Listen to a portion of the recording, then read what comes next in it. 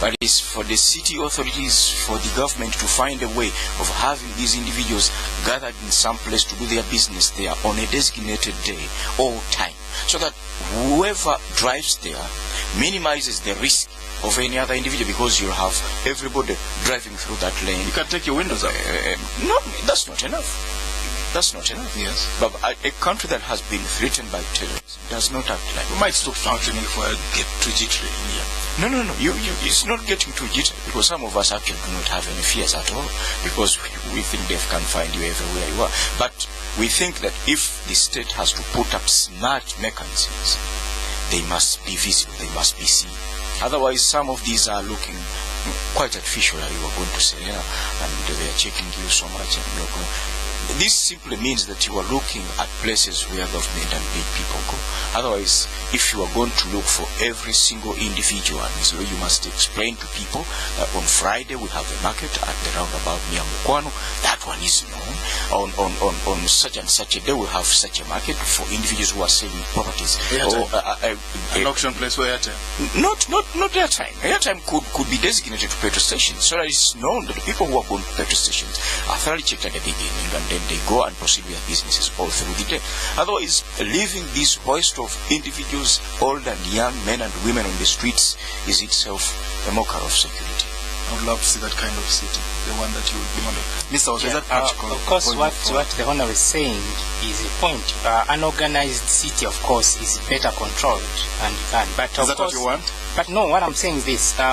There are different mechanisms. Chase some of these people out of Kampala, introduce visas, for instance. There are different mechanisms of doing it. You know, if I have a metal detector or a checking point at Serena or Garden City, I can't put that at the roundabout, of course, but I can have intelligence there. Yes. You know, even maybe some of these you look at as selling airtime are my agents. You know, you never know. They are different mechanisms of doing it. He is not saying that we should get a metal detector and place it. No, he's saying sweep them off the street, give them one day in a week to sell airtime. To an extent, KCCA can be a partner in this and can organize the city and will make it simpler for the police to do the activities. Let's talk about the investigation. There was supposed to be a report issued. 365 days later, nothing has seen the light of day. Yeah, well, terrorism, of course, is one of the cases which are not very easy to investigate. First of all, it cuts across all borders.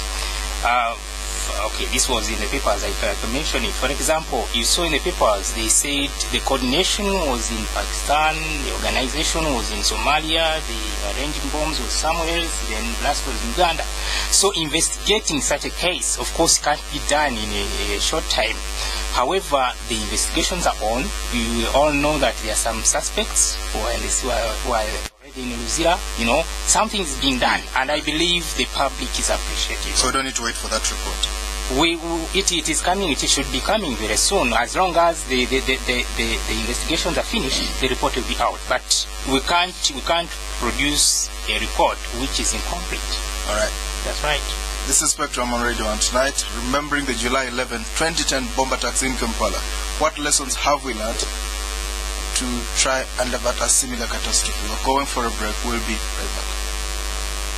The art of crafting a jewel as experienced by the brewmaster. Under the exacting international standards at Nile Breweries, he uses only the finest, most carefully selected grains of roasted crystal malt and sets in motion the delicate process of releasing their full roast. The result is a world-class beer with a fresher aroma, a richer golden color, and a maltier taste. It isn't every day that you find yourself with a precious jewel in your hand and the distinction of having produced it as well. Nile Gold Crystal Malt Lager. Beyond an ordinary malt. Hi, I've got just 30 seconds to list all the destinations in Africa served by Kenya Airways out of Nairobi. Abidjan, Accra, Addis Ababa, Bujumbura, Cairo, Cotonou, Dakar, Dar es Salaam. He's never going to make it. Kenya Airways covers 70% of all destinations in Africa alone and several more worldwide. If you're starting from Uganda, there is no rush because Kenya Airways operates the most frequencies every day from Entebbe to the hub in Nairobi. So you can pick up any of these connections at your own convenience.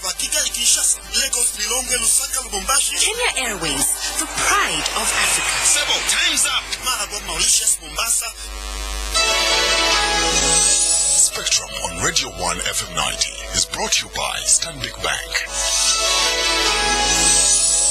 Welcome back on Spectrum tonight, remembering the July 11, 2010 bomb attacks in Kampala. What lessons have we learned to try and avert a similar catastrophe? Our guests tonight, Hon Hussein Kyanjo, Shadow Minister for Internal Affairs and Human Rights, also Member of Parliament for Makindye West.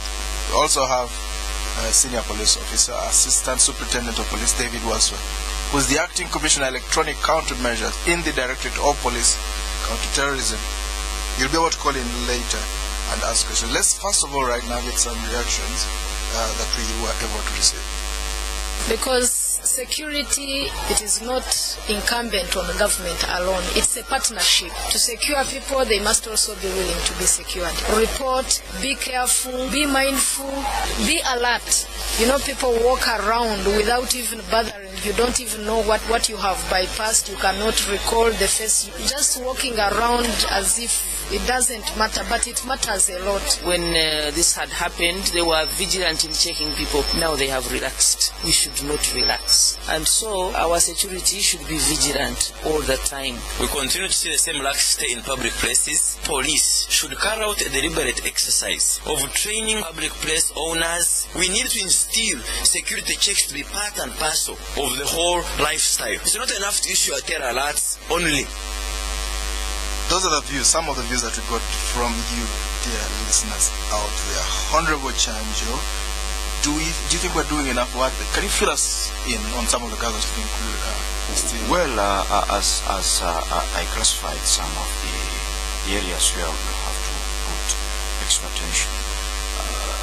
You know, this war on terrorism, as the comments have brought it out pretty well, is that it's not a war that is going to be fought by government alone. It's not a war that is going to be fought by the public alone. Not the elite, not the literate. It's going to be across the board. And in this, we must all be reading from the same page. And my first point here would be that you have to understand exactly who a terrorist is supposed to be.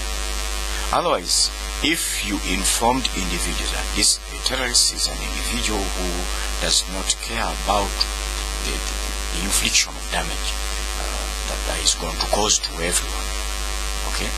And later, in the evening of a month or at the end of the year, your new definition is actually going to people who are just going to demonstrate on the street. You will find yourself in problems. So we need to redefine terrorism and understand it all together in the same form. Two, when we are looking at the level of preparedness, you must know that you are in a society that has already been eaten up by corruption. You do not allow those in authority to use the threat of terrorism to attract unnecessary budget, right? Make unnecessary budget requisitions and then get a lot of money to deal with what they might define as terrorism, whereas in fact they know where terrorism stops and where their own wealth begins. So they do business with the public and they use the public money to do what they are purporting to be terrorism, when in fact they are dealing with their own wealth. This must be looked at keenly by everybody. Not by me, not by Parliament, not by ministers, not by the President, but by everybody. It must be easy to discover that this is an officer who is dealing with counter-terrorism, running from site to site in Nyenga, in Kansanga, in Inatete, in Waise. It would be strange that a chief of counter-terrorism would be so busy with terrorism and the sites running rapidly at the same time. Then you could also look at the social disorders that well, yes, you may be waiting for this terrorist who is coming to throw a bomb, but you should also be careful not to exclude an individual who goes and burns a school. Go on. You must also be careful to pin down an individual who goes to a public place like Kasuri and orders the shooting of unarmed civilians. Right? Well, yes, you are looking at terrorists. Okay. But at the same time, you are looking at people who take away free life. Okay. For no reason. Maybe we'll talk about that on another occasion. Yes. Let's try to center on this. Mr. Wasswa, and I'm not discounting the legitimacy of your points, Mr. Honorable Kyanjo.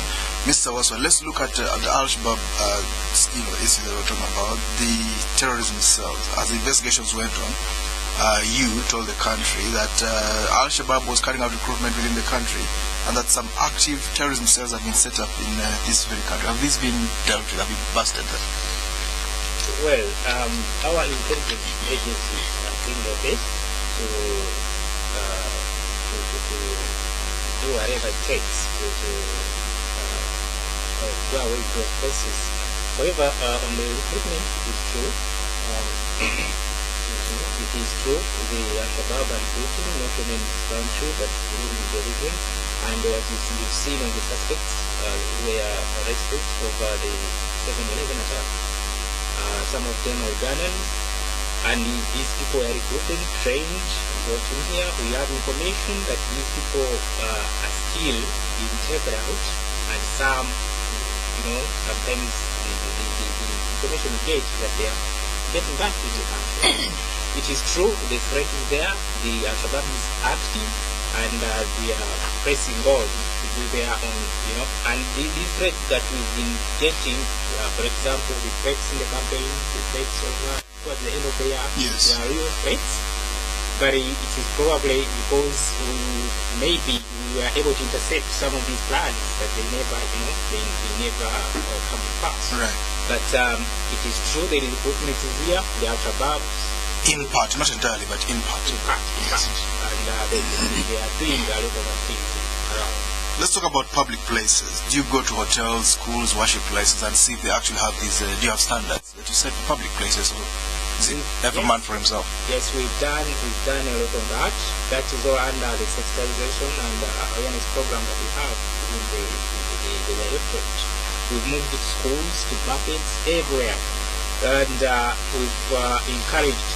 I'm happy that the government also went ahead to remove taxes from some of these gadgets. Because they were expensive. Exactly. This metal detector handheld was 700,000 at that time. I don't know how much it costs now. Now you can get one as cheap as 300,000. That's very but positive. though, as you buy them, you should consider the quality as well. We have, I think I'll call upon the UNBS to come in. The National Bureau of Standards. National Bureau of Standards to come in and regulate some of this equipment which is coming in here. They should strictly allow in only those equipment that meet the standards. Because, imagine I buying a metal detector handheld which is not working and I'm not checking that, say, rugby grounds, it can be as dangerous as a terror gadget itself. Right. But I wanted to go back a bit on the activities. As you fight terrorism, as you put all this security in place, you have to strike a balance. Yes. Just imagine too much security in Lago. Right. Someone is bringing a patient who is, bad low, and you have to check the part of as you do all these things. They're checking under the bed in the ambulance. So we can't do the checking which is at Carmen or in Serena. You can transfer those standards to the market. You have to change mechanisms, change tricks, sensitize people, do a lot of it. It involves a lot. So talk to us about the political angle that is raised. Are you selective? No, I don't think we are at all. And I haven't seen that, at least in my service. As I said earlier, the opposition and the public, this thing at least we haven't reached an extent of politicizing it at all. It hasn't, and I'm happy for that, and I encourage Ugandans to continue with this spirit, because, as you know, terror is, as you said, it is non-discriminating. Anybody can the elite, the lowest person, the president, anybody can be affected by it. You can lose a loved one, you can lose your, if you don't your life, you can lose part of your body. So where we are today, I'm happy that there is no politics in fighting terrorism in Uganda. Honorable Kyanjo, maybe before we hear from the listeners, take us deeper into your accusations of politicizing these issues. Well, what I wanted to refer to and where I must insist is that it is clear and understandable if you gave a blanket warning that there is a terror threat. Yes. Right? But if you went into a detail of saying the rally that is going to be organized either at Natete or at Jinja Square, Busoga Square, or at City Square, as you know, will cause terror because we have got a threat, and therefore it must not happen. And a few days from that, we see another politician from the opposite side gathering in that very same place without any warning. I'll give you an example. In the past, there was talk around the clock tower grounds. Yes. Clock tower grounds cannot be used by anybody because these grounds have grounds of a dispute. There is a dispute lingering on the head of those grounds. Yes. Today it's a